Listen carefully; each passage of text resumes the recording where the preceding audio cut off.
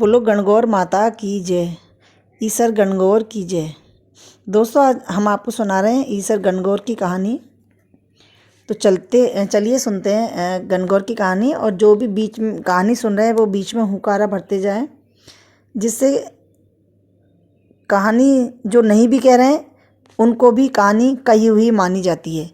इसलिए कहानी कहते एक हैं, लेकिन जितने लोग भी सुनते हैं उन सबको हुंकारा भरते रहना चाहिए। तो चलिए कथा स्टार्ट करते हैं। होली के थोड़े दिन पहले की बात है। पार्वती जी ने शिव जी से कहा, शिव जी गणगौर आने वाली हैं, यदि आप कहें तो मैं थोड़े दिन पीहर चली जाऊं और भाभियों और सखी सहेलियों के साथ गणगौर पूज लूं। वैसे तो मैं यहाँ भी गणगौर पूज सकती हूँ, किंतु सखी सहेलियों के बिना गणगौर पूजने में उतना आनंद नहीं आएगा। शिव जी ने कहा, जैसी तुम्हारी इच्छा चली जाओ, किंतु बिना गहने कपड़े पीहर में भी लड़की की इज्जत नहीं होती। शिव जी ने उन्हें पेटी भरे भारी बेस और डिब्बे भरे गहने दे दिए। पहन ओढ़कर पार्वती जी पीहर गईं तो सब उनके ठाठ को देखकर ही दौड़ दौड़ कर आओ भगत करने लगीं। भाभियाँ झुक झुक कर पैर लगने लगीं। सखी सहेलियों और भाभियों के साथ गणगौर की पूजा करते, खूब गीत गाते, गौर बिदौरा देते, जेले लाते दिन झटपट बीत गए और तीज आ पहुंची। सब भाभियों ने उद्यापन की सारी सामग्री एक एक करके इकट्ठी कर ली।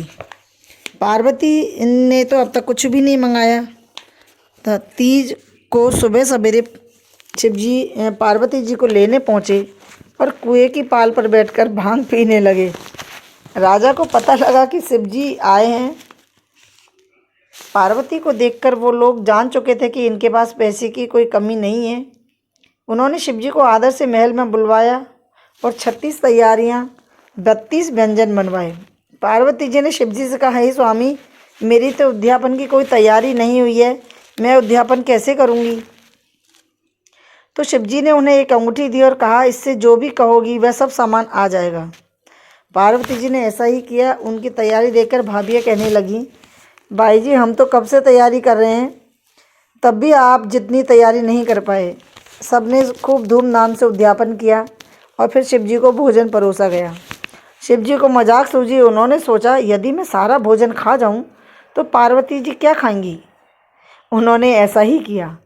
सारा खाना खाकर भोजन और परोसने के लिए कहा। माँ ने कहा, बेटा कुछ सी देर में खाना और बन जाता है, किंतु शिव जी ने जाने की जल्दी मचा रखी थी। पार्वती ने कहा, माँ पेट की बेटी तो कुछ भी खा लेगी, जो भी हो वही दे दो। माँ ने देखा कि छीके में एक बथुए की पिंडी पड़ी थी और एक जली हुई रोटी पार्वती को खाने के लिए दे दी। पार्वती जी रोटी खाकर शिव जी के साथ रवाना हो गईं। चलते चलते शिव जी व पार्वती जी विश्राम करने को एक बाग में ठहरे। पार्वती जी लेटकर आराम कर रही थी। थकान के कारण उन्हें नींद आ गई।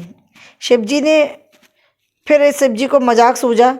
शिव जी ने उनके पेट की ढकनी हटाकर देखा कि खाना तो सारा मैंने खा लिया था, पार्वती ने क्या खाया। उन्होंने देखा कि एक जली हुई रोटी और बथुए की पिंडी उनके पेट में पड़ी हुई थी।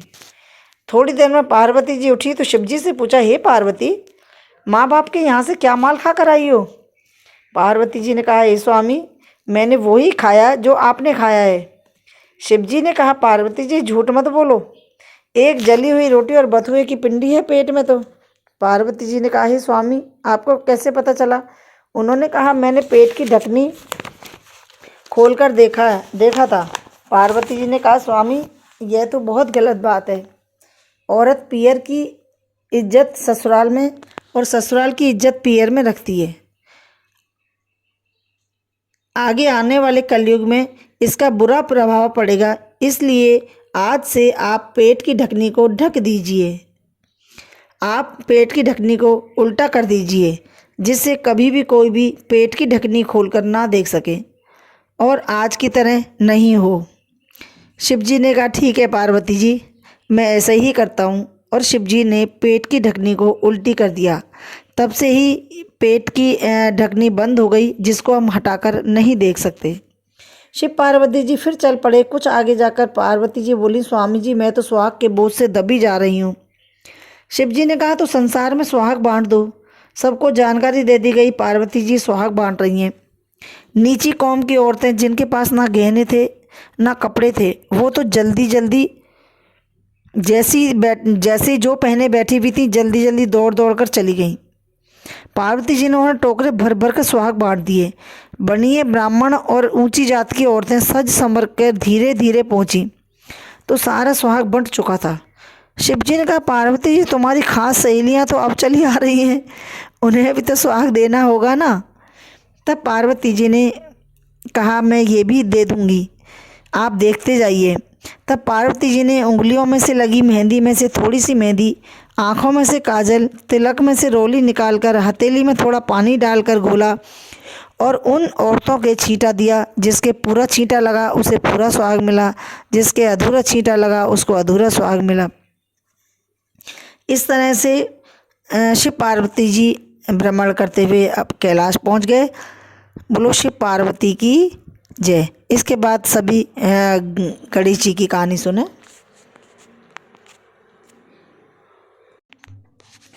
गणेश जी की कहानी इस प्रकार है। एक बुढ़िया माई थी, उसके एक छोटी सी पोती थी। एक बार गणेश जी का मेला भरा तो लड़की ने अपनी दादी से कहा, दादी मैं भी मेले में जाऊंगी। दादी ने कहा, बेटा तू तो छोटी बच्ची है, तुझे कौन संभालेगा, मेले में दब दबा कर मर जाएगी। पर वो नहीं मानी। हार कर दादी ने 4 लड्डू चूरमे के बनाकर लड़की के साथ बांध दिए और कहा, बेटा पहले विनायक जी को भोग लगाना फिर खाना। लड़की गणेश जी के मंदिर जाकर बैठ गई और कहने लगी, हे विनायक जी 2 लड्डू तुझको 2 लड्डू मुझको, खाए तो खा नहीं तो चारों ही गटकाऊँ।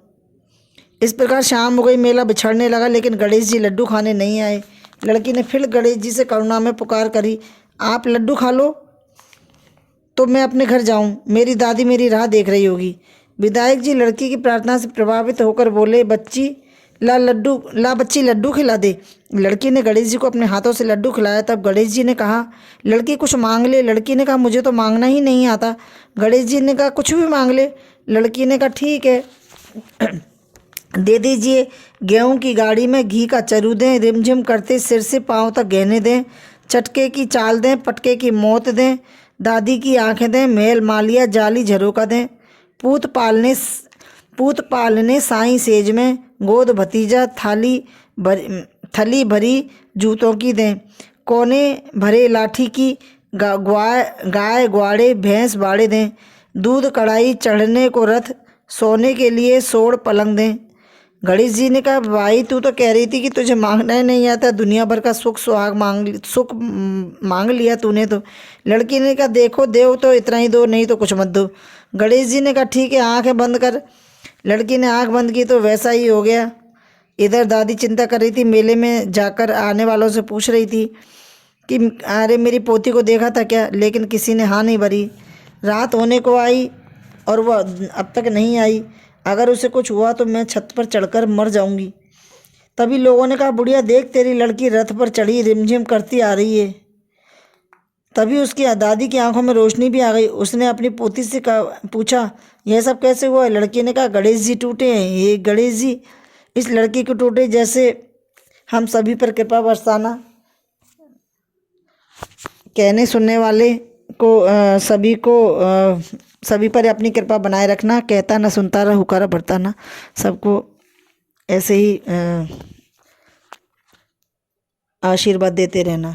बोलो गणेश जी महाराज की जय।